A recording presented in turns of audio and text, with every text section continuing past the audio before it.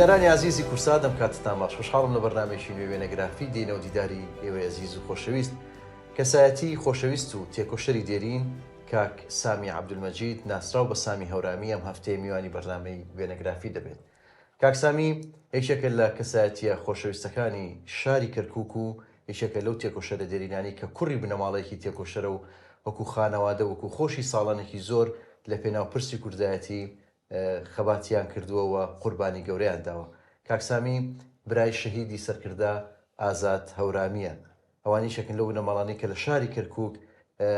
هەموو ئەندامانی خێزانەکەیان چەندین جار تووشی جیران و لێپرسینەوە و دوورخستنەوە بوون. ئێمە ئەم هەفتەیە هەوڵ دەدەین لە بەرنامەیە بچینەوە بۆ چیرۆکی ژیانی ئەم خانەوادە تێکۆشەرە. باس لە چیرۆکی وێنەکانی ئەوان بکەین، چیرۆکی پێشمەرگایەتی و ئەو ساڵانی کە کاک سامی لە شاخ بووە. کاک سامی ئەم کاتت باش. بژی سپاسانەکەم بەخێر بێن. زۆر زۆر سپاس بۆ جەنابەت. چاومان ڕوون بوو. سپاسان دەمێکە دیارنیت نادبینین. بژێ دووەڵال لە کەرکووکی تەندروستی چۆنە ئێستا؟ باشە سپاسانەکەم. ئیشەڵا هەر باشە بیت. زیاتر ئێستا ڕۆژانە بە چیوە سەرقاڵی لێرە لە کەرکووک؟ وەڵی بە وەرزشەوە بە نادیەکانەوە و ئتر خەریکی ئەو یانە وەرزشیانی کە بەرشتیانەکەی بڵێ. بڵێ دەستەکانە خۆش بێ هەر تەمەند درێژ بی شەڵات هەمیشە تەندروست باش بی. سپاسانەکەم. سپاس بۆ جەنابیشت. کاک سامی دیارەوە وەکو خانەوادە وەکو بنەماڵەیەکی گەورەن و ئەم بنەماڵەی ئێوە مێژوویەکی دوور و درێژی هەیە. من پێم خۆشە لانی هەر لە بنەچەوە دەست بۆ بکەم بنەماڵی ئێوە وەکو باپیرە گەورەتان کە جعفەر سوڵتان بووە ساڵانێکی زۆر با بڵێن حکمی مەنتیقەی ناوچەی هەورامانی کردووە. یان ئێمە پرسیارەکەشم لەوە بکەم ئێوە وەکو بنەماڵە بە هەورامی ناسران کاگازات هەورامی بەڵام لە کەرکووک نیشتەجێ بوون زیاتر لە 50 ساڵ ئێوە 70 ساڵە لە کەرکووکن. چیرۆکی جعفەر سوڵتان و با بڵێن هاتنی بۆ هەورامان و دواتر هاتنتان بۆ کەرکووک چۆنە؟ ئێمە بڵێن جعفەرسان هەورامان هەر یەک هەورامان بووە. ئەم دی و ئەو دی و حکمی هەمووی کردووە تقریبان خۆی ئەڵێن 24 کوڕ لە 20 بۆ تا 24 کوڕی هەبوو. بەڵێ کوڕەکانی هەر مەنتقەی حکمی شوێنێکیان کرد و پاوە و نەوسود و تەوێڵە و مەنتقەی هەڵەبجە و ئەمانە ئەترافی هەڵەبجە هەورامانەمە. بەڵام تر کە جعفەرسان لەگەڵش ئێرانەش بووەتە شەڕ ئێران قووەتێکی زۆر هێنا و مەنتقەی هەورامانی گرتووە و ئەوانش بە حەشرەتەوە ئەوەی گیراوە کە زۆربەی لە کوڕەکانی بردیانەتە تاران بە لاجەیی بە دەست بەسەری ئەوەشی هاتۆتە عێراقەوە لەگەڵ جعفەرسان حکومەتی وەختە مەلیکێتی عێراق بووە لەگەڵ ئێرانە وژار مەلیکێت بووە نەیانێشتووە لە مەنتقەی کوردستان من بردیانێتە ڕوومادی. بەڵێ کاک سامی وێنەیەکێ وێنەیەکی مێژوویە کە جنابی باپیرچە لەگەڵ عادی لە خانە کە یەکێکە لە ژنە تێکۆشەر و دیارەکانی کوردستان و هەڵەبجە دایکی شاعران ئەحمەد موختار بەگی جاف و تایربەگی جاف ئەم وێنەیە وێنێکی زۆر مێژوویە پێم خۆشە خۆت باسی وێنەکەم بۆ بکەی. بەڵێ تقریبان بڵێن عیلاقاتی هەورامان و جاف عیلاقاتێکی باش بووە و ژن و ژنخوازیش لە نێوانیانە بووە. بەڵێ تر ئەم وێنەیە تقریبان بڵێم لە پێش چلەکانشە پێشکە جعفەرسان خۆی لە تقریبان ساڵی 44 عەمری خوای کردو یعنی وێنەکە گەڕێتەوە بۆ بەڵێ ئەمەی کە لەسەر ئەسپەکەی لە ناوەڕازەوە جعفەرسانە ئەوەی تەنیشیشی عادی لە خانەوە. بەڵێ وێنەیەکی زۆر جوانە دەستەکانە خۆش بێ دیارە وێنەیەکی ترم لەلایە ئەم وێنەیە دەوترێت باپیرانی ئێوەی تایە تۆ کەسیانە ناسیتەوە؟ بڕوا بکە من تقریبان ئەمە بڵێ منیش لەدایک نەبووم ئەم وێنانە گیراوە بەڵام وەختی خۆی باوکم پێمانی وتووە ئەوە بڕوا بکە 50 ساڵ تر ڕاست پیاو لە بیری نەما 24 براشی هەبوو ماشەڵڵا بەڵێ کوڕەوەەوەی بەڵێ ڕاستە دەستەکانە خۆش بێ ئەمانە ئەو بڕوایم کوڕەکانی جعفەرسان. بەڵێ ڕاست دەستەکان خۆش بێ. ئەمەش وێنەیەکی جەنابی باوکتە کە لەو ساڵانە گیراوە دیارە. بەڵێ ئەمە باوکم لە تەلەبیەوە دەورەی نایب زابتە بووە ئەو وەختە ئەتر لە 2 متۆسەوە چووەتە دەورەی نایب زابتی بووەتە نایب زابط لە فەرقەی 2 کەرکووک ئەو وێنەی ئەو کاتەیەتی بەڵێ بەڵێ ئەمە شەروێنێکی دیارە تەمەنێکی دواترە بەڵێ ئەم وێنەیەست لەو ئاخرانەیە لە بڵێن لە حەفتاکان و ئەو زۆر ڕاستە دیارە جنایی باوکێت دەوترە لەو ساڵانە منطقەی هەورامان و بەتایبەتی تێوەڵە هەرچەنەکە شارێکی باڵێن بچووکە بەڵام خەڵکەکەی زۆر ڕۆشنبیر بوون و خوێنەواری زۆریان تیابەوە هەتا بە ئێستاشەوە ینی خوێنەوارێکی زۆر لە منطقەی هەورامان و بەتایبەتی لە تێوێڵە زۆر زۆرە ئەو ساڵانە کە قادرباک دێتە ئەمدی و حکمی تێوێڵاکە یەکەم قوتابخانە لە تێوێڵە دروست دەکرێتەوە کاتە دەوترێت مامۆستا گۆرانی شاعیر و بێکەس و ئەوانە لەوێ بوون جاوەی کە مێژوو بوو بنەماڵی ئێوە ئەوەی کە باوکێت یەکەم قوتابی ئەو قوتابخانەیە بووە بەڵێ چونکە هەر قاربەک باوکمان باوکی زوو مردووە ئەتر بڵێم لای قاربەگووە مامەی وەمانە بووە کە قوتابخانەکەیان داناوە یەکەم تەلەبە باوکمیان بردووە و ئێستا سجلەکەی ماوە لەوێ لە تەوێڵە دەستەکان خۆش بە کاک سامی ئەمە شوێنەیەکی دێرینی دایکتە کە بەداخۆ دیارە دایکت ساڵانێکی زۆر نەژیا و سوو بەجێ هێشتون دایکم 76 عەمری خوای کرد دایک ژمارە ئامۆزای باوکم بوو یعنی ئەمە شەر هەرنەوەی جعفەر سوڵتانە بەڵێ دەستەکانە خۆش بێ کاک سامی ئێوە لە هەورامان ینی لە بنەچەی هەورامان لە سەرای هەورامان لەوەی کە حکمی هەورامانتان کردو باپیرانی ئێوە عایلی ئێوە چۆن هاتنە کەرکووک و چۆن کەوتنە ئێرە زیاتر لە 70 ساڵ ئێوە لێرەمانەوە من ناڵێم ئەتر ئەو وەختە بڵێم باوکم لەگەڵ جاپەرسانە چوونەتە ڕوومادی باوکم گەنج بوو لەوێ قوتابخانەی خوێندووە ئەتر کە قوتابخانەی خوێندووە و دوایی چووەتە دەورەی نایب زابتی 5 ساڵ نایب زابط بوو بڵێم نەیکرد هاتەوە بڵێم بۆ منطقەی ئێران دایکمەوان بڵێن خەڵکی ئێرانن ئەو باپیرەیەم بڵێم لە منطقەی هەورامانی ئێران دانیشتووە ئەتر کە دایکمی خواستووە و ئێمە من و براگۆرەکەم هۆشمەند و خوشێکمەیە شەونم لەوێ لە دایکوی ناو ڕاست بەڵام تر خۆی هەر بڵێن ژیانی زۆربەی لە خەڵکی تەوێڵەیە باوکمیانی ڕاست لە ئەم دیو بووە ئەم دیو پێ خۆشتر بووە تر لە ساڵەکانی بڵێم 53 ئێمە هاتووینەتە کەرکووک لەو ساڵەوە شەر لە کەرکووک بەڵێ حناڵەکانی تر لە دایک بوون ساڵانێکی زۆر باوکرد لە شەریکی نەوتی کەرکووک لێرە کاری کردو بەڵێ لەوێ باوکم خوێندەوارێکی باش و کاتب تابعی ئینگلیزی بوو تا تقریبان ساڵی 66 ئەتر 4 ساڵێ وازیێنا لە شەریکەوەمانە ئەتر دانیش منش 3 متۆسەم بۆ ژیانی مناڵەکان و هینەکان من تەسحیم بە خۆمدا دەستم کە لە ئیشکردن بۆیان و ڕاستە ئەوان مەکتەبیان تەواو کرد ڕاستە دیارەکە سامی ئێوە 4 خوشک و 4 بران کاک هۆشمەند بەڵێ جەنابەت کاک ئازاد هەورامی و کاک فەرهاد بەڵێ بەڵێ خوشکەکانیشتان شەونم و شەوبوو و ژیان و شیرین و ژیان بەڵێ دەستەکان خۆش بە تەمەند درێژ من دیارە ئەوانەی کەماونەوانەشی کە شەید من ڕۆحیان شاد بێ تۆ لێرە لە کەرکووک ئەچیتە قوتابخانە و لە گەڕشی ئیمام قاسم بەڵێ سەرەتایی و ناوەندی هەر لە ئیمام قاسم تەواوی ینی تۆ ساڵانێکی زۆر لە ئیمام قاسم مناڵیت و هەرزەکاریت و ئەوانت بەڵام وەکو خۆت باست کرد بۆی زروفی خێزانیتانە و وازێنانی باوکت لە شەریکەی نەوت بەڵێ تۆ ناچارەبی لەو ساڵانە خوێندن بەجێ هێڵی بەڵێ دواتر نەگەڕایتەوە سەر خوێندن ناوەڵاتر بەڕاستی دوای ئەو زروفانە وەزعی کوردستانش وتر حیزبایەتی و پێشمەرگایەتی وەمەتر بەم تەمەنەش بەتەشیت زۆر ڕاستە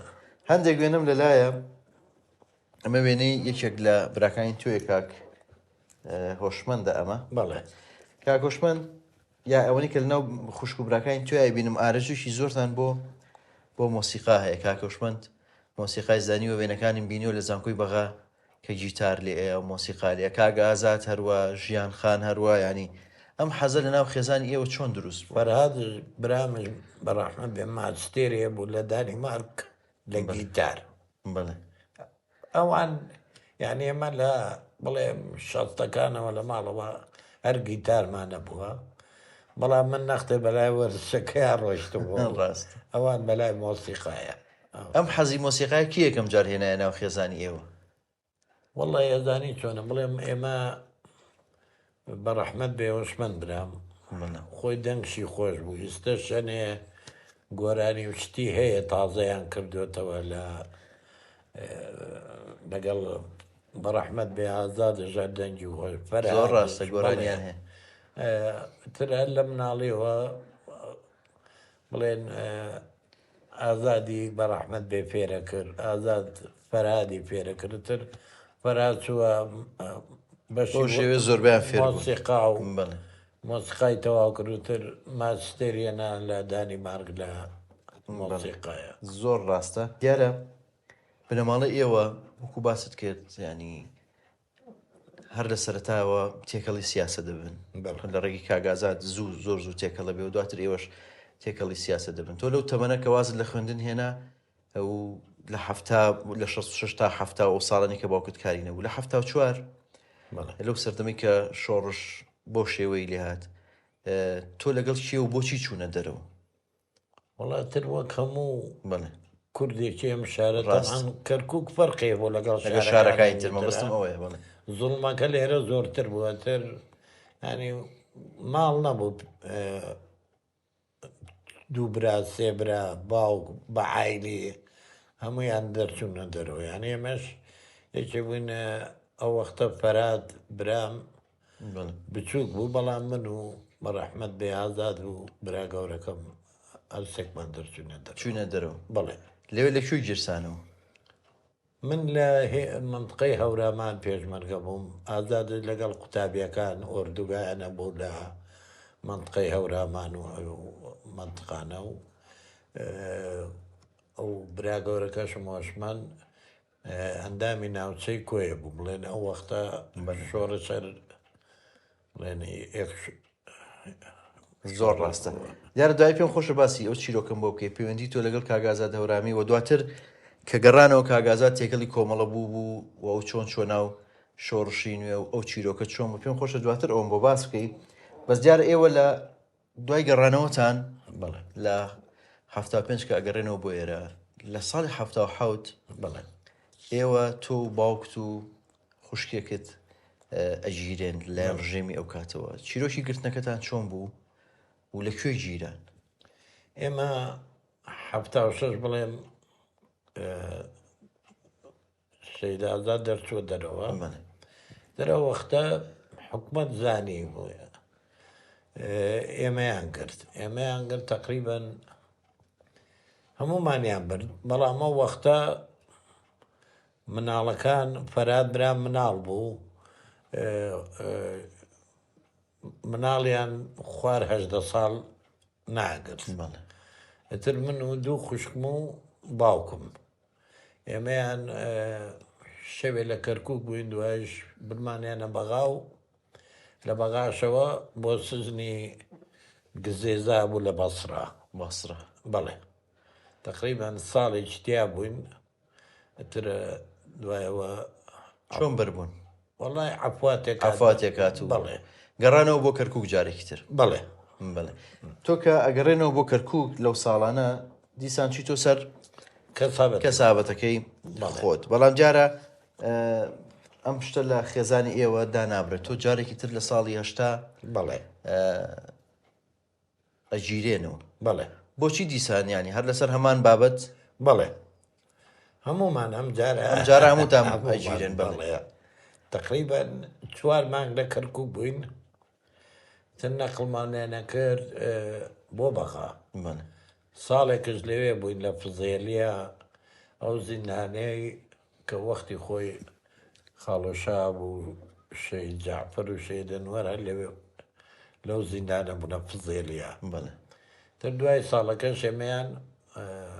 بردە بیابانی سعودیە. بەڵێ زۆر ڕاستە لەوێمانەوە تاکەی وڵا تا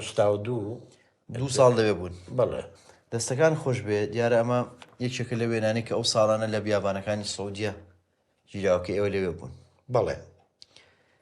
ئەم وێنەیە تقریبا من لەوێ نەبووم ئێمەیان بەردا پێش خێزانەکانمان لەبەرەوەی بڕێن عەسکەری بکەین و لە جەبە کتاب بێنن و بڵێن بەشداریمان کردوە لە قادسێ و ئینجا خێزانەکانتان بەردن بەو مەرجە بەڵێ ئەمە ئەو خوشکەمە لەگەڵ ئاشتیە ئەو ئاشتی بنەماڵەیەکی حزبی شوعی باوکیان کە ئیستاوە لە کەرکووکە 4 برای دوایەوە 85 ئەعدام کران ئەو تیمسالانەی کەرکووک لای خەڵفەخانەی جمهوری ئەوەینە و عایلەیە 4 برا بە ڕۆژە ئەعدام کران دەستەکان خۆش بە کاک سامی من وێنەیەکم لای دیارەکە هیچێکە لە وێنە مێژویەکان لە ژیان و لە خەباتی سیاسی تۆ کە ئەو ساڵانە زیندان بووی لە 77 ئەم وێنەیە لێرە لە ماڵشەوە گەورەت کردووە هەڵە دواسیوە دیارەکە لەو کاتە زیندانی و بەسراویتەوە ئەم وێنەیە کوێ؟ ئەم وێنەیە تقریبا ئەمە بەسرایە ئێمە لە خەڵتەخانە مواجامان لە زیندان تر خۆم نەخۆش کرد و خۆمان مەعیدەم ژانیە کرد برمانە خەڵتەخانەی بەسرا خەڵتەخانەی ئەهلی یعنی بڵێن جمهوری لەگەڵ نەخۆشەکان ترا بەس بە زنجیرە تیان بەستەوە ئەتر خواردن و وێن و ئەمانە ئەیانێنا بەڵام بەڕاستی من دەبێ ئینێکی خەڵکی بەسراش بکەن زۆر زۆر باش بوون لەگەڵمان ئەنی بڕواب کە جارێ هاتن بۆ لای نەخۆش خۆیان دوو عەلاگە شتیان بۆ بدێنا یعنی ئەمەندە ڕاست خزمەتمانیان کردەمە تقریبا دەی ئەم وێنە لە لەو ساڵانی کە لە زیندان بوون ئێوە یەکێک لە خوشکەکانت شەو بۆ خان دیارە هەر لە 78 ئەژیرێ لەگەڵتان دواتیش لە 80 ئەژیرێ لەگەڵتان من کۆمەڵە گوێنی ئەوم لەلایە بەڵام بەداخەوە ئەم خوشکەتان لە دوای بەربوونی لە زیندان بە ماوەیەکی کەم کۆچی دوای ئەکات بەڵێ نەخۆشی بوو تر ئەمنەکان هاتن مزەمید وەمانە ڕۆژ مزەمیدێ لەگەڵ خۆمان بوو دەبێت دەرزیان لە دەماری بدایەمە تر حکومەت وتی ئەمە هەرە مرێ بە نەبێتەی لێ بۆمان بەریاندا دوای ماوەیە تر ئەمری خۆی کرد بەداخەوە ئەمە شەروێنێکی تری شەو بۆ خانە کە دیارە بەس ئەم وێنەیەیان دیارە و کاتێک کە زیندان بۆ چکە ئەمیش بۆ بە هەمان شێوە زنجیری لە دەستە ئەمە ئەوەی من مصەوەر گرتی کە ئاهاتن ئەسوورانەوە بەڵام ئەم وێنێ ئەم بڵێن جوان دەرنەچووە برادری لەوێ لە کولیەی توبەیان خوێند تر کەرکووکی بوو خەڵک سلێمانی بوو کۆی بوو نەمانە هاتەخانە ڕسمەکەیان زۆر ڕاستە مە شەروێنێکی ئەوە بەڵێ ڕۆحی شاد بێ دەستەکانە خۆش بە کاگە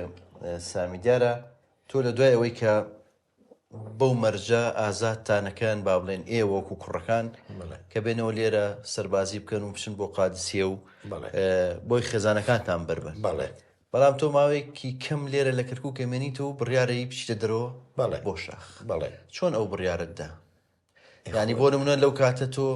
ئەگەر سەربازیت بکردایە خێزانەکەتیان بەر ینی تۆ خێزانەکەت لەوێ بەجێهێشت و لێرە بڕیاری چوونە دەرەوەتدا ئەخر خۆت تۆ ئەوە مەبدە تۆ بچی سەدامی عەسکەری بۆ بکەیت و تر لە جەبهەشە بکوژرێت و وانەیە زۆر ڕاست ئینجا بۆ لە بۆ خاکەکەی خۆت خزمەتی خاکەی خۆت نەکەی ئەوە پەرستتر بوو ینی خزمەتکردنی خاک و کوردستان و ئەو کاتە خستە پێش بەڵێ خێزانەکەت و ئەوان کە لەوێ بوون ئەیکە ئێمە تقریبا 3 ساڵ گیراوین بۆ ئەوە بۆ یامت براکەت بێتەوە بەرتانە بەڵام شەیدازات نەکەر عیلە هەمومانشانی ئەدام کرای نەهاتەوە مەبدەیەکە و هینیان کردووە زۆر ڕاستە تۆش بڕیاری ئەوە ئەدەی کە بچی بۆ لای شەید ئازاد لە چ ڕێگەیەکەوە چوویت یەکەم جار وەڵا لێرەوە یە دوو برادەر تا سلێمانی ڕۆشتین برادێکمانەوە خوا عەفوی کە سیارەی ڕینۆیە بوو لەگەڵ خاڵەکە کە من کەیسە سەرکردایەتیە ئەوژە وەختە تەنزیم بوو تا سلێمانی ڕۆشتین و لەوێ نەمێژ بێن لە مەرج چاودێریت لەسەر نەبوو ینی ئێوە بۆ بە مەرج ئازاد کرابوون مەسەرەن لێرە چاودێریتان لەسەر بێ نەهێڵن بڕۆنە دەرێ بۆ ئەوی نا هەروە بۆ ئەوە بوو تیا بچنە تەجنید و لەوێ بتان بن بۆ ئەسکەری بەڵام ئێمە زوو ڕۆشتین ینی نەمانێشتینەکە ترەوە برادرانە تا سلێمانی بردیان لەوێ چوومە مەرگە و لەبەری مەرگەوەی تر بەرەو سەرکردایەتی بۆ ناوزان بڵێ کاگە ئازاد دەیزانی کە تۆ ئەچی بۆ ئەوەیان هەر لە ناکاو ینی چویت و بینیت وڵی هەر لە ئەزانی چۆن بۆ وەختە بڵێن تیپەکانی خوارەوەش هیچ وەسایلێ نەبوو کە پەیوەندی بەسەرەوە بکەن هیچ خەبەرێکن نایبوونێ پێشتر نامە هەبوو نامەکەش تقریبان بە 10 ڕۆژ 15 ڕۆژ ناگەی شتە سەرکردایەتی ئتر بەڵام کە خۆم ڕۆشتم تقریبان شەوێ عەسرێ تا بەیانی ئێمەیان لە دەشتی قەڵاتزێەوە زۆری لاک بووم زۆر نەخۆش بووم یعنی تر تااقەتم نەما لە شوێنێ کەوتم تر برادێکم لەگەڵا بۆ ئەو ڕۆی شەیدازادەوەوانی هێندا و تر بە وڵاق برمیانە هەستی چۆم و شەیدازاد کە تۆی بینی و چوبی بۆ ئەوێ وەڵایی زۆر ینی چەند ساڵ بوو نەمان لە تقریبان هەشتاوە نەمدی بووی چونکە یەک دوو جاهاتە منطقەی سوور قاوشانەوە لەوێ چاوم پێیەکەوتەوە بەڵام 2 ساڵ بوو نەمدی بوو تر بەڕاستی منش زۆر ئاگام لە خۆم نەبوو 2 مانجێ لە خەستەخانە لە خستەخانەی شۆڕش بەڵێ ئەو خەستەخانەی بەڕاستی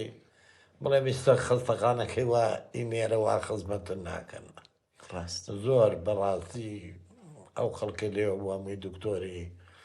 تەنزیم بوونە کچەکانە تەنزیم بوونەوە ئەمانە ینی خزمەتێکی زۆر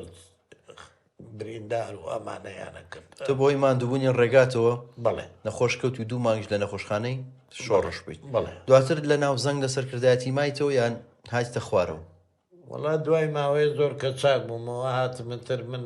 نیار ئەتراپی کەرکک و لە کەرکک بووینە برادەرەکانەمە لە تیپی 21 بوون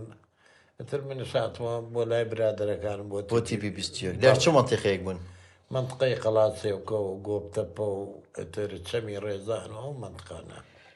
درێژە بە پێشمەرگایەتی تێی لە تیپی 20 کەرکووکی تر تۆ بەردام و ساڵانە پێشمەرگە بووی هەتا ڕاپەڕینیش و هەتا ئەنفال دوایەوەکە ئەچنە ئەوجی بۆ ئێران بەڵام لەو نێوانە لە 84 لە کاتی باڵێن دانوستانەکان لەگەڵ حکوومەتی عراقیە تۆ ژیانی هاوسەری پێکەێنی بەڵێ من هاتمەوە کەرکووک تەنسیق لێرە بوو ئەتر ڕۆژانە چوومە تەنسیق وەکەوەی تر هینی خێزانیم هێنا و مامەوە لە کەرکووک ینی ئەو ساڵە تقریبان ماوەیەکی 8 مانجێ مامەوە و هاتوشێ تەنسیقمانە کردومە برادە لەگەڵ چی هاوسەر ژیریت کرد لەگەڵ ڕووناخان خێزانم 84 چۆن یەکترتان ناسی خزمی خۆتە یا لێرە چۆن بەڕێکەوت بوو وەڵی تێکەڵ بووین لەگەڵ براکانی برادەر بووین عایلەیەکی چاک بوون براکە شێر تەنزیمی خۆمان بوو تر خۆتەزانی خەڵک ئەوانەی کە لە کەرکووک هەمووی تەنزیمات بوون هەموو یەکە عایلە بوون ئیستە شەریەکە عایلن بەتەکید دەستەکانە خۆش بێ ئەمە وێنەیەکی ڕووناکخانە ڕێز و سڵاو خۆشەویستیمان بۆی هەیە سپاس دەکەم دیارە ئێستا لێرە نیە لە وڵاتی سویدە بەڵێ ئەمە 84 تر ئەو وەختێک کە هاوسەرگیریتان کرد بەڵێ دەستەکانە خۆش بە دیارە بەرهەمی ئەمە هاوسەرگیری ئێوە 2 کوڕ و کچێکە بەڵێ تەمەندرێژ منیشەڵا ئەمە وێنێکی خێزانی ئێوەیە دیارە وێنەکە کۆنە بەڵێ کاکە ڕەندی و کاکە ڕەنج و ڕووبار خان بەڵێ کەسیان لای خۆت ماون وەڵی سەر لە سویدن گەورە بوونەوە و ڕەندی و ژنیە ناوە ڕووبارە شووی کردووە و تڕەنجەش بۆ کەسابەتی خۆیان بەڵێ تەمە درێژ میشەڵاخوای گەورە تویان بۆ بێڵێ ئەمە ژوێنێک تویشێک لە مناڵەکانە بەڵێ ئەمە ڕووبارە ڕووبار بەڵێ پێما بێ ئەمەش کاکە ڕەنجە ئەمە 2002 هاتینەوە یادی شەیدازاد بوو بڵێ تر ڕەنجەش ئەم ڕەسمەین کرد دەستەکان خۆشوێ ئەمە ژوێنەی مناڵەکە بەس پێما بێ ئەمەیان وێنێکی دێرینی ژیانخانی خوشکتە ئەوە بەڵێ ئەمە ژیان خوشکمەمە ساڵەکانی شەڵسەکانە دیارە ژیانخانیش لە گیتاری ژەنی ئەمە وێنەیەکی ژیانخانە لە کاتی بەڵێ گیتار ژەندن ئەمان لە ئەوڵەوە خولیای مۆسیقایانە بۆ هەموو لە ماڵەوە زۆر ڕاستە ژێکێک لەوانە بوو ئەمەش هەر وێنێکی تو مناڵەکانە بەڵێ ئەمە من نیم ئەمە کاکمەوەش مندا کاکۆشمان بڵێ بەڵێ ئەمە مناڵەکان خۆیەتی هێژە و هانە و بانە تر دەستەکان خۆش بێ ئەم وێنێش جەنابتی لەگەڵ خوا لە خۆش بوو کاکسەمیرە ئەوە کاکسەمیر زاوم کاکسەمیر ڕەحمەتی بڵێ بڵێ کۆمەڵێک وێنم لەلایەکی سەردەمێکی کۆنا یا با بڵێن تەمەنێکی گەنجی جەنابتە ئەمە وێنێکی ئەو ساڵانی ئەوە کوێیە کاکسامی بەڵێ ئەمە کەرکووکە ساڵەکانی حەفتاکانە وێنێکی جوانە دیارە و کاتە بە بڵێ قژ و ڕیشی زۆرەوە ئەمە مەنطقەی بیارەیە جادەکە کاچی بۆ بیارە ساڵی حەفتاوەشتی پێکمان برد بۆ هەڵەبجە بۆ یاریتر لێەوە سەرێکی منطقەی هەورامانمان زۆرە ئەم ڕیش و قژە زۆرە مەمنوع نەبوو ئەو ساڵانە ئاوادات ناوە والله ئەمە طبعا حکومەتی عێراق زۆر ڕقی لە ڕیش بوو لە ڕقی حکومەت دامانە گیر و گرفتی بۆ دروست ناکردن والله تر بازارێ ئەکرا بازارێتر بەڵام زۆر ڕاست بڵێ دەستەکان خۆش بێ ئەمە ژوێنەی گەنجیە بەیەک و لەگەڵ کۆمەڵێک لە هاوڕەکان چوون بۆ سەیران کوێ ئەم شوێنە ئەمە دوکانە ساڵی هەشت کە لە زیندان مەروین لە باسرا دوای بەربوونتە لە زیندان نەورۆز بوو ئەمە یەکێ لەو برادرانەش شەیداوار ئەحمەد گوڵا لە شەڕی حەمکا شەید بوو ڕۆحی شاد بێ ئەمە شەروێنێکی و سەیرانەیە بەڵێ دیارە کۆمەڵێک هاوڕێ لەو ساڵانە بەڵێ ستایلی ڕسمەکە زۆر جیاوازە کاکی سامی ستایلی ئەم وێنێ چوار گۆشەیە بەڵێ ئەمە ترە وەختانە خۆ هەر کامێنی بەڵێ دەستەکان خۆش بە ستایلی جلوبەرجی کوردی ئەو ساڵانەیە بێکەوە چوون بۆ گەشت بۆ دوکان دیارە یادەوەری تر زۆر ماوە من پێم خۆشە باسی ئەو ساڵانەی پێشمەرگایەتی و پەیوەندی تۆ لەگەڵ شەیدازاد هەورامی دروستکردنی تیپە وەرزشیەکان هەم لە شاخ و دواتریش لە کەرکوو کۆمەڵێک یادەوەری تریش بێکۆ پیاسێکی ناو کەرکووکەکەین و باسی ئەو یادەوەریان ناکەین دەستەکان زۆر سپاس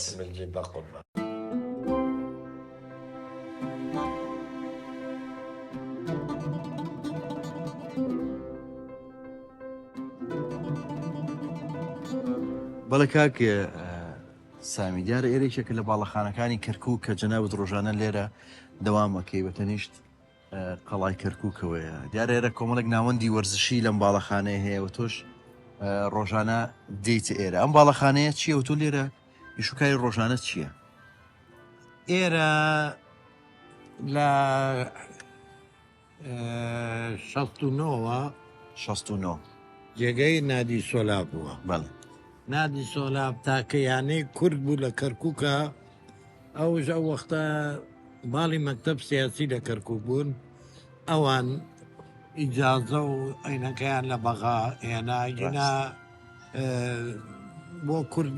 نانێژ نادی بکرێتەوە لە 69 ترێرە یانەی سۆلا بووە دوای 2003 ئەمە نادیەکەیانی کرد کردیانە منەظەمەی بەعز 2003 کە هاتینەوە ئێرەمان کردەوە نادی سۆلاپ و ئێستا لیژنەی ئۆڵۆمپی تایە و ئیتیحادی تۆپ پێی تایە لەگەڵ بەشی وەرزشی مەڵبەندە بەڵێ دیارە جەنابەت یەکێکی لە وەرزشکارە دێرینەکانی شاری کەرکووک وە لە تەمەنی مناڵیتەوە یاریت کردەوە دواتر لە شاخیش ئەم هیوایەتە لە تۆ دانابڕێ تیپی قندیلی دروست کردەوە لە سەرەتای شتاکان دواتر لە سەقز جارێکتر تیپی قندیل دروست ئەەکەیتەوە من پێم خۆشە بێکەوە دانیشین لە ژوورەوە سێری وێنەکانی ئەو ساڵانە بکەین یادەوەرەکانی تیپی قندیل و خولەکانتان لە سەقز و ئەو ئەزمونە وەرزشی تۆ دەستەکانی خۆش بێ بەڵام دوای وچانێکی کورت لەگەڵتان بەردەوامەکەن. خۆشەویستان دووبارە سڵاتان لێبوو لە بەرنامەی وێنەگرافیەوە لەگەڵ کاک سامی هەورامی لە شاری کەرکووکی خۆشەویستەوە لەگەڵتان بەردەوامی. کاک سامی دیارە باسی ئەومان کرد کە جەنابەت ینی وەکو وەرزشکار ساڵانێکی زۆر لە کەرکووک کاری وەرزشیت کردەوە وەکو هیوایەت ینی هەم پێشەوەی پچیتە دەرەوە بۆ شاخیش لە هەفتاکان پێما بێ هەر لە کەرکووک بەردەوام تیپت هەبووە و ینی جگە لەوەی کە خۆ دیاریت کردو سەرپەرشتی زۆر تیپت کردو لێرە ئەو تیپانە چی بوون لەو ساڵانە کە جەنابەت دروست کردوون لە کەرکووک؟ ئەو وەختانە تیپی گەڕەکە بوو بڵێن کەس بە ناوی گەڕەکەکەوێت تیپان ئێمە لاوانی زێوێماندانا بوو زێوێ گەڕێکێکە لە ئیمام قاسم لاوانی هەر گەڕەکەکە ناوی زێوێ ترەوە بۆ ساڵی بڵێن 79 نادی سۆلاب دروست کرا تر زۆربەی کوردەکانی کەرکووک هین ڕەحیماوە و شۆڕیجە و ئیمام قاسمەمە ئێرە وەک شوێنێکی بنکیشی وەرزشی وەرزشی بوو بەڵام شوێنی یعنی بەڕاستی کوردایەتیش بووە وەختە تاکە یانە بوو کورد لە کەرکووکە دروست بوو. زۆر ڕاستە دیارە لە دوایەوەی لە سەرتای شتاکان جەنابەت دەچیتە دەرەوە بۆ شاخ لەوێشەم هیوایەتە هەر لە مێش کتابێەوە تیپی قندیل تیپی وەرزشی قندیل دامەزرێنی لە شاخ لە گۆبتەپە چۆن ئەو بیرۆکەیت بۆ دروست بوو چۆن تیپەکەتان دروست کرد لەوێ کێ بوون ئەوانەی کە لەگەڵت بوون؟ ئەوە چونکە وەختە بڵێن فیرارێ زۆرە شت لە هەموو دەیەکانە بوو یانەیەکمان لە گۆبتەپەدانا بەڕەحمەت بێ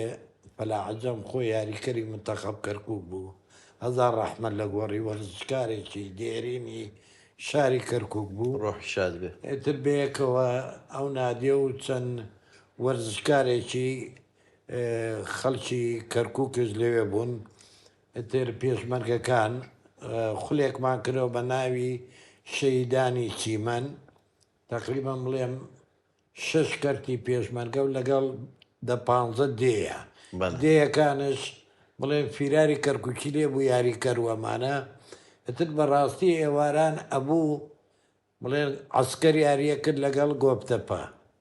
50 تەرەکتە ڕیزە بۆ حاجی و مناڵ و هەمووی ئاهاتن ینی جەوێکی زۆر خۆشیدا بوو بوێنە زۆر ڕاست ئەو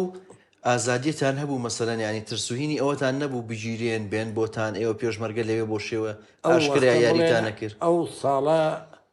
ساڵین بوو مفاوزاتەکە بەڵێ وەیە بۆ شێوەیە دیارە مەترسی هەبوو ئێوەکو پێشمەرگە بە ئاشکرا لە ناو دیەکانە یاریتان کرد بێت بەڵێ ئەو وەختە بڵێن ئەو ساڵە شەڕ نەبوو زۆر ڕاستە کاک سامی دیارە جەنابەت ئەو ساڵانە پێشمەرگەبی بەڵام لە بەهۆی شەڵاوی بەدناوی ئەنفالەوە لە هەشتاوە ئێوە کۆمەڵێک پێشمەرگە ئەچن بۆ ڕۆژهەڵاتی کوردستان ئەوە ئەچنە دیوی ئەو دوی پێما بێ جەنابەت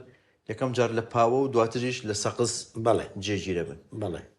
لە 2004 شۆکە هاوسەرگیری یەکەیتر مناڵەکان هەر لەگەڵە خێزان و مناڵەکانت ئەچنە ئەوێ لەوێ ئەگیرسێنەوە لە پاوە ینی بارودۆخی ئەو کاتتان چۆن بوو لەوێ و لەوێ چۆن چوونە سەقز؟ وەڵای من لە سەقز برادەرەکان منطقەی کەرکووک هەمووی هاتبوو ناوێ ئتر منێش هاتمە سەقز وەلەو پاوامووی خزمۆمانەبوو بەڵام من ئەوەندە ساڵە لەگەڵ ئەو برادرانە ژیاومەما هاتم تیپێ بچووکیاندا نابوو هەر بۆ یاری خۆیان بەڕەحمەت بێ مامەڵتا سەمەد کە یاریچێکی دێرینی شاری کەرکووک و یاریچێکی دێرینی عێراق بووە ئتر من هاتم گەشەماندا بەو تیپە چوونن لای بەڕێز مامزەلال پارەیە زۆر ئیمکانیەتی باشی چونکە بەڕاستی پێشمەرگە پارەی نانی ئەو ئەوێت مادەم وەرزشەکەن مادەم شتێکی جوانەکەن لەم شارەیە ینی ئیمکانیەتێ باشی خستوە بەردەستمان ئەوە بۆ خولێکمان کردەوە بۆ نادیەکانی یانەکانی سەقز بە جێش و پۆلیس و 12 تیپی بە قووەت خولەکەشمان ناشەیدانی هەڵەبجە دوای کیمیاوارە دیارە کارە ساتەکە تازە ڕوویدا بوو. بەڵێ بەڕاستی عنی مانجێ ئەو خولە خەڵکی سەقز زۆر بەشی پاڵپشتی ئێمە بوونیانی خولێکی زۆر جوان بوو ترەوە بوو بەڕێز مامجەلال هەزار ڕەحمەت لە گۆڕی هاتە سەقز تیپەکەی کۆ کردەوە و کاسەکەماندا پێی وەکە دێک تر ئیمکانێتێ باشی وتی چیانەوە بۆیان بکەن زۆر ڕاست زۆر خزمەتی وەرزشیە کرد. دەستەکانی خۆش من کۆمەڵە گوێنەی ئەو ساڵانەم لایە کە جەنابەت تیپی وەرزشی قەندیلتان دروست کردوتەوە لە سەقز. بەس پێم خۆشە لەم وێنەوە دەست پێ بکەم کە دوایین قسەی جەنابەت بوو پێما بێمە و کاتێک کە جەنابەت با بڵێن کاسەکەی خولەکە ئەدێتە دەستی هەڤاڵ مامجەلال. بەڵێ ئێمە ئەوە بوو دووەم بووین لە 12 تیمەکە تیمی یەکەم پیرۆزی سەقز بەڕاستێمەی منتەخەب سەقزۆمەناوانێ ئێمەش پێشمەرگە بوو هەبوو 10 ساڵ بویاری نەکردوم بەڵام تیپێکی باش بوین ئێمە لە ناو 12 تیمە دووەممانێنا کاسەکەمان پێشکەش بە ڕێز مامجەلال. دەستەکانە خۆش بێ. ئەمە وێنەیەکی ئەو ساڵانەیە کە دیارە ئێوە جگە لەوەی کە لەوێ لە بارودۆخێکی بۆ شێوەیە بن بەڵام تیپەکەتان زۆر مڕەتەب و زۆر جوان دیارە ینی لە ڕووی جلو بەرگ و لە ڕووی ناڵێم بەڕێز مامجەلال لەمەوەی ئیمکانیتێکی مادی و معنەوی پشگیری کردوون. ئەمە تیپێ بوو لەگەڵ یانەی هیلال ئەحمەری سنە یاریمان کرد ئەم یاریە بەڵێ یەکێکە لە یاریەکە. ئەمە شەر وێنەیەکی ئەو کاتێکە لە سەقز بووی. ئەمە چتی پێکە ئەمە لە سەردەشدا ساحەکەیە خۆڵ بوو ینی ڕاستە بەڵێ ئەوە سەردەشتە. دەستەکانە خۆش بە دیارە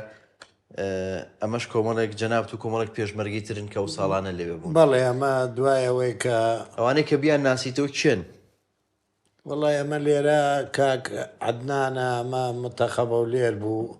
ئەمە عەدنان کەرکوچی بوو ئەمەیان فەرەیدوون بادینی حەکەلان ئەوەیە کامەرانی مەلا عەبدوڕەحمان ئەمەیان ئازاد گۆڵچیە ئەمەش ئامۆزامە هاتووە بۆلام ئەوە خۆمم ئەوەش بەڕەحمەت بێ مامەستا سەمەدە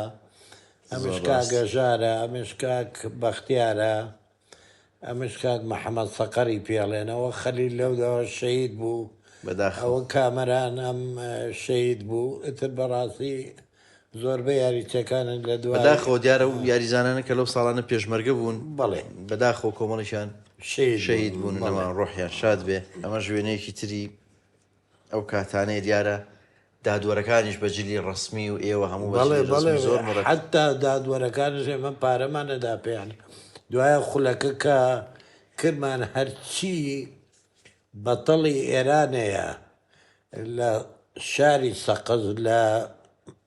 زۆرانبازی لە یاریتر یەکەم بوونە کوردەکان ئێمە بانگیانمان کرد هەدیەی باشمان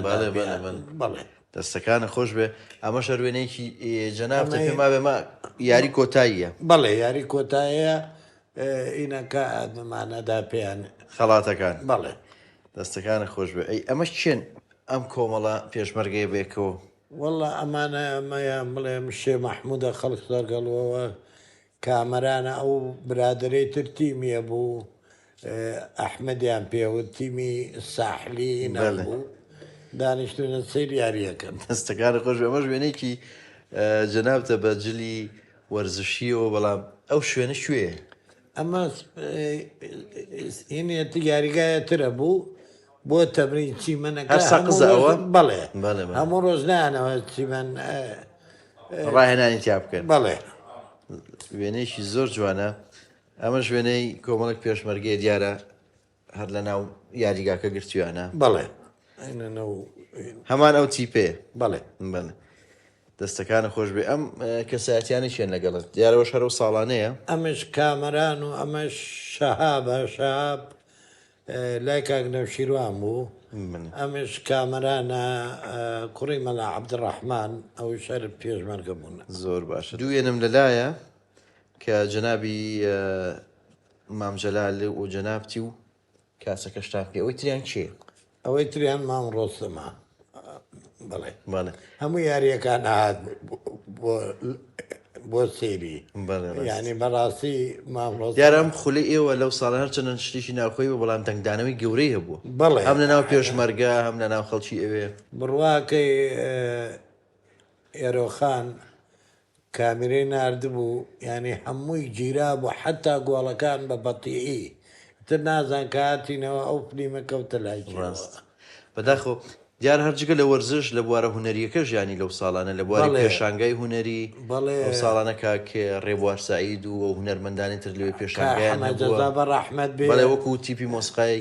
کە لەوێ گۆرانیان و تویانی ئەو ساڵانە لە هەموو لایەکەوە شۆڕش ینی یەکێک لە ڕۆژوانەکانی شۆڕژەوەیە کە ئەو لایەنانەی یانجگە لە لایەنە سەربازیەکە وەرزش و هونەر و هەموو ئەو شتانی تر بەردەوام لەناو شۆڕشە وجودی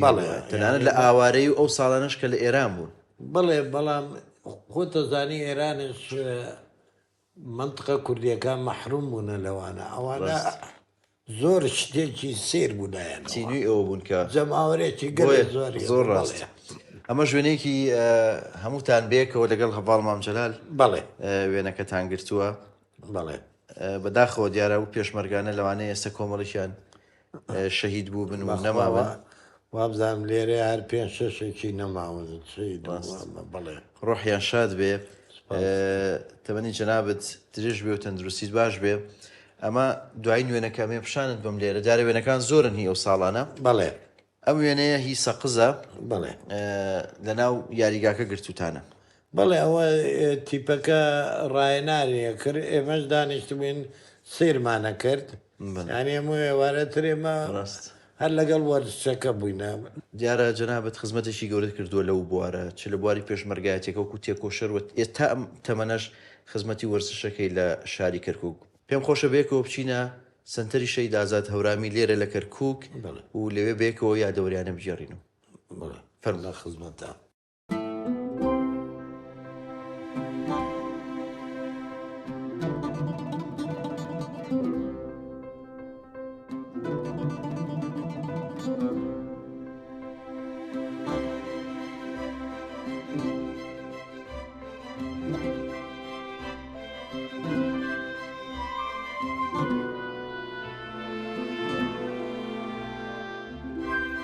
خۆشەویستان ئەمڕۆ لە شاری کەرکووک هاتوینێتە سنتەری میوزیکی شەهید ئازاد هەورامی وام ژیتارێک ئێستا بە منە ئەو ژیتارەیە کە کاتی خۆی شەهیدی سەرکردە ئازاد هەورامی لە شاخ پێی بووە بۆ بەم ژیتارە چەندەها شەو مۆسیقای ژەنیوە بۆ گۆرانی پێوتووە کاک سامی ئەمە جێشانازیە بەڕاستی ئێستا من کە ئەم ژیتارم بینیوە ئەم ژیتارم گر برسمەوەمە ژیتاری شەهیدێکی سەرکردەیە کە ساڵانێکی زۆر خەباتی کردووە ئەم گیتارە هاوڕێی شەو ڕۆژی بووە لە شاخ ئەبێت چەند شەو بە دیار ئەم گیتارەوە لە شاخ بەچی هیوایەکە و گۆرانی وتی بێ و هیوای خواست بێ ئەمە بەڕاستی یادەوەرێکی زۆر زۆر جوانە کە هەتا ئێستا ماوە خۆشحاڵانە ئێستا سنتەرێکی موزیکی گەورە کراوەتەوە لە 2009 لە شاری کەرکووک هەر بە ناوی شەهید ئازاد هەورامی کە دەستیان خۆش بێ و ماندوو نەبن کاک ڕزگار و هەموو ئەو کەسانی تر کە لێرە خزمەتەکەن ئەم گیتارە تا ئێستا ماوە بەڕاستی یادەوەرێکی جوانەکە هاوسەری کاک ئازاد شنۆخان پێشکەشی ئێرەی کردو من پێم خۆشە تۆ لەوە باسم بۆ بکەی کاک ئازاد پێشوی بچێتە دەرێ وەکو دوو براکە تەمەتان زۆری بین نییە 4-5 ساڵێکتان بینە کاک ئازاد کوڕێکی چۆن بوو لە ماڵەوە لە سەردەمی هەرزەکاریانی کەسایەتێکی چۆنی هەبوو والله من کەسایەتی شەهید ئازاد بڵێم لە 10 ساڵیەوە یعنی لە 10 ساڵیەوە دەستی کردووە بە هەرچی پارەیە بۆی دایە کتێب بوو لەگەڵ برادەرەکانیان زۆر نەرم و ینی زۆر ڕێزی لە هەموو کەسەکرد بۆ مناڵیە ڕاست یعنی تر قەت حەزی ناکرد لە مەشاکل و گەڕێک شەڕە گەڕەک و ئەو شتانە هەبوو لە جاران مناڵ لەگەڵە مناڵە بڕوا ناکەم لە ژیانەیە کەسێکی عەزیێت دابێ. لە کێوە تێکەڵی ئەم بوارە سیاسیە بوو؟ دیارە هەر لە قوتابیانەوە لە بەڵێ ئەمە بڵێم لە کاکەمەوە وەختی لە بڵێم لە 61 و 2 شۆڕشی کوردەستی پێکردووە تر بەرەبەرە دوایەوە کۆمەڵە دروست بوو ئازاد شەید ئازاد لە 72 لەگەڵ کۆمەڵەیە بۆتر هەتا ئەو ڕۆژەی کە شەید بووە. دیارە دوایەوەی کۆمەڵی مارکسیلینینی دامەزرێچێتە ئەبێ و بێ بە ئەندام. ئێوە کاتە ئەتانزانی کە کاگازات ئەندامی کۆم ڕێکخراوێکی لەو جۆرەیە؟ نامان نازانی بەڵام برادەر و شتی زۆر ئاات من حتا 74 ئەو وەختە زانیم کە شۆڕش داوایەوە و ئەوان ویستیان نێنەوە شۆڕش دەست پێ بکەنەوە ئەتر ئەو وەختە کە من زانیمەوە کە شۆڕش هەرە سێناو ئێوە هاتنەوە بۆ ئێرە کاگازات لەگەڵتان گەڕایەوە بۆ کەرکووک یان نەهاتەوە؟ ئێمە وتی تقریبا 30 تەلەبەی برادریە بوون بێچەک چەک لەو ناوە کەوتبوو ئەمانی چەکدار کردو ئێمە ڕۆشتین بەرەو پێنجوێن کە لەوێ شەید خاڵۆشا بوو شەید ئارامەوەوان لەوێ بوونا کە کۆبوونەوەی بکەن شۆڕش دەست پێ بکەن ترە بوو نەگەیشتنە وتیان زڕوپەکە ڕاست ئەتر بەرە هاتینەوەمان بۆ کەرکووک. کاگازات کەی پەیوەندی کردەوە بە شۆڕشینەوە؟ 76 بەڵێ هەر لە سەرتاوە بەڵێ پەیوەندی کردەوە بە شۆڕشەوە. بڵێ وێنەیەکم لەلایە کاک سامی جەنابت و کاگازادن وێنەکە بۆ سەرتای هەفتەکانە گەرێتەوە پێم وابێت. بەڵێ ئەمە 74 ئەمە تەوێڵەیە ئەوە من و فەرمان ڕەحمەتی ئامۆزامە لەگەڵ شەید ئازادە ئەو وەختە ئەوان وەردوگای قوتابیان هەموو قوتابیەکان کەرکووک دەرچبوونە دەرەوە ئتر ئەوان ئەو وەختە ئیشی کۆمەڵەیان نەکرد بەڵام بەنێهێنی. ڕاست بەڵێ دەستەکان خۆش وێنێکی ترم لەلایە جەنابتی و کاگازاد ئەمە دوایەوەی کە جەنابەت پەیوەندیەکەی بە شاخەوە لە سەرەتای هەشتاکانە ئەمە ساڵی 82 بەڵێ ئەمە 82 من لە سجن دەرچمتر بە زۆر نەخۆش بووم کە کەوتمەوێ دوو مانگێ لە خستەخانە بووم ئەوە بوو خۆی و وەستا فەرمان ئامۆزام هاتوون بەلام ئەمە بەردەم خستەخانەکەی شۆڕشە لەوێ ئەو وەختەیە ئەو کاتێ دەستەکان خۆش بە کاگازات ئەو کاتێک کە تۆ لە شاخ بووی ئەوش لێو بوو 4 ساڵێک مەسەلەن قەت گوێت لێ بوو ئەم گیتارە لێبە لەوێ گۆرانیەوە دەنگی خۆشە دیارە گۆرانەکانی تۆمان کردووە؟ بەڵێ بەڵام زۆربەی سرودەکانشی ئەوت و ئێوارانەتر لە ناوەندی کۆمەڵە دوای ناخواردووەمە تر ئەو پێشمەرگانە لەگەڵی کۆبوونەوە و دەستێکە لە سرود و گۆرانیەکان و گۆرانی پارسی و ترە و هەر لە ئەوڵەوە بە گیتارەکەی زۆر ڕاست. دەستەکان خۆش بە دیارە کاگازات هەم وەکو کەسایەتێکی گەورەیە بۆ هەمووکو سەرکردەیەکی سیاسی هەم تێکەڵەیەک بووە لە کەسێکی ڕۆشنبیر هونەردۆست هەم سیاسی هەم پێشمەرگە کە بەداخەوە زۆر زوو شەهید و زۆر زوو ئەم شۆڕشەی بەجێهێشت و ئەم ڕۆژەی نەبینی لە 1970 لە کۆتا ساتەکانی با بڵێن دوای پرۆسەی ئەنفال کاگازات شەهید دەبێت. تۆ لەکوێ بووی ئەو کاتە؟ منەوە وەختە لە منطقەی پاوە بووم پێشمەرگام یات بووە ئەم دیوەوە ئەتر ئاخر شەڕش بوو شەید ئازاد خۆی هەڵی بژار کە ئەو شەڕۆ ئاخر هجوومی حکومەت بوو بۆ قەندیل وەمان ئەتر ئاخر ڕۆژتە دوایەوە شەڕ نەبوو. بەڵێ بەداخەوە لە ئاخیر هێرشا شەهید. بەڵێ سیوێکی ئابی 88 بەڵێ ڕۆحی شاد بێ دیارە 2 ساڵ پێشەوە ژیانی هاوسەری لەگەڵ خاتوشنۆ پێکێناوە. بەڵێ بەڵام زۆر بێکەوە ناژین. بەڵێ ئەتر وەختی بەڵام من لە شاخ بەیەکەوە بوونا تر لەگەڵشی لە بادینان لەگەڵی بووکەوە ئەو شەید بوو شنۆخانێش بریندار بوو. ڕاست بەڵێ دەستەکان خۆش بێ ڕوحی ئەویش شاد بێ. دیارە کاتی بەرنامەکە بەرەو کۆتایی ڕام پێم خۆشە تەجروبەی خۆت لە شاخ کاگ سامی ئەڵێن تۆ ینی دایمەن قسەی خۆشی شاخ لای تۆ بووە و کاسێتت تێ کاسێتی نوکتە یانی چیرۆکی ئەوم بۆ بیێڕەوە کاسێت و نوکتەکانت لەکوێ ئێستا؟ وەڵڵی ئێستا نازانم زۆر ماڵ ماوێتی بەڵام من ئەوە شایی برادرێ بوو لە 76 بڵێ ترەنێ دانیشت بوو نوکتە و شتومە تەزیلیان کرد و کابرای هیچ لە بیر ماوە نوکتەکانی ئەو ساڵانە بەزەوانەی کە بەکەڵکی ئەوە شاشەیەت زۆر نوکتەشەیە بەخۆ خۆم گوێم لێ نەبووە خەڵکە لێمە هیچ سامیە ماشەڵڵا وەنێ قسەی خۆشت گرۆن و نوکتە کردوێتتر بەوە ناسراوی کە قسە خۆشی دەستەکان خۆش بە کاک سامی لە دوای ئەو ساڵانە ئاوارەبوونتان بۆ ڕۆژەڵات و دوای ڕاپەڕین هاتنەوەتان بەڵام لە دوای ڕاپەڕین تۆ کەیتەوە بۆ ئێرە زۆر لە کوردستان نامێنیت و لەگەڵ مناڵەکان سەفەرەکەن بۆ ئەوروپا و لە سوید ئەگیرسیت بۆچی لەو ساڵانە واز و سەفەرت کردیانی تۆ ئەو هەموو ساڵە لە شۆڕژ بووی لە سەرەتای هەشتاکان و تا ڕاپەڕین بەڵام کە ڕاپەڕین کوردستان ئازاد بوو هاتەوە تۆ لێرە نەمایتەوە ئەوە برادرانش خۆیان نەزانن زۆر نەخۆش بووم وەزعێکی تر برادرانان مەکتەبی سیاسی خۆیان نردمیان بەڵام چینە تاوێژەم عیلازمان کردو ئەم تەنزیماتی خۆمان کردووە لێوێش دەستان کردو بە دروستکردنەوەی ڕێخستنەکان با بڵێن لە بەشێ بوونێ لەگەڵیانە بەردەوام بووی لەگەڵیان بەڵێ حتا ئەو ڕۆژێک کە هاتوومەتۆ 2002 زۆر ڕاستە دەستەکان خۆش بێت لە 2002 چۆن بڕیاردا بگرێتەوە بە یەکجاری بۆ کوردستان مناڵەکانم بەجێهێشت لەوێ مناڵ گەورە بوون بەڕاستی منش مناڵ گەورە بوون ئەتر ئەوانش کوردستانش تر کە تەیارە و ئەو شتانەمەوانش ئەتوانن بێن و زۆر ڕاستە هات شۆکە یعنی بەجێ نییە بەڵامتر زروپەکە وە زۆر ڕاستە ئێستا بە یەکجاری لە کەرکووک نیشتەجێی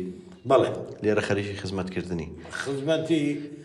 وەک چۆن ئەم سەنتەرە کاک ڕزگار خزمەتی ئەو گەنجاناکە ئێمەش بە وەرزشەوە هەر کەسێ زۆر ڕاستە کەسە لە بواری خۆی بەدڵنی بێڵین خزمەتی شارە خۆشەویستەکەمان بکەین زۆر ڕاستە دەستەکانە خۆش بە دیارە من پێم خۆش وێنەی زیاتر لەم بەرنامەیە پیشان بین بەڵام جەنابەت باسی وت کە زۆر وێنەت هەبووە هی مناڵی هی هەموو تەمەنەکان بەڵام بەداخۆ بۆی ئاوارەی و پێشمەرگایەتی و زۆر جاتر ماڵ تێک چووە ماڵی بۆ بەدڵنیایی ساڵ لەمەوە پێشمان نەبووە زۆر ڕاست خۆشبەختانە کاک ئازاد لە شاخ کۆمەڵێک ڕسمی زۆری هەیەەوە ئەم کتێبەشی بۆ کرالیادی 20 ساڵی شەید بوونیە لە دامێنی لووتکەیەکدا خۆشبەختانە کۆمەڵێک گوێنەی زۆری کاک ئازادی تیاکە لەو ساڵانە لەگەڵ پێشمەرگە خارمانەکان لە شاخ گرتویانەوە کۆمەڵێک ینی هەم وێنەی کۆمەڵایەتی هەموو کاتانی شاخ هەم کاتی هاوسەرگیرێکی خۆی بەڕاستی ئەم وێنانە یادەوەری زۆر جوانن کە لەو ساڵانە تۆمار کراون دەستی تۆ خۆش بێ کاک سامی ئەمە ئەمڕۆ زۆر مانومان کردیم زۆر هیلاکمان کردیم دەستی ئەوەش خۆش بێ و دەستی کاک ڕزگارش بەڕاستی ڕێز و سڵامان بۆ کاک ڕزگار هەیە بەڕاستی جێ دەستی دیارە لە کەرکووک خزمەتی ئەم گەنجانەی کە بەتەشید ئێمە هەمووی وەک بنەماڵەیەکمان لێ هاتووەتر هەموومان بار شێوەیە بێ خزمەتی شارەکەمان بکەین دەستەکانتان خۆش بێ و ماندوو نەبن کاک ڕزگار حەمڕۆڤ کە لێرە سەرپەرشتیاری ئەم سنتەرەوە سنتەری موزیشی ئازاد شەید ئازاد هەورامی لە کەرکووک دیارە شنۆخان دامەزرێنەرێتی کە هاوسەری شەید ئازاد هەورامی بەڕاستی جێگای دەستخۆشیە هەم ئەو کە دامەزرانەوە هەم کاک ڕزگار حەمڕۆڤ و ستافەکەی کە لێرە بەڕاستی خزمەتی گەورە پێشکەش بە کەرکووکەکەن دەستی جەنابیشت خۆش بێ خۆشەویستان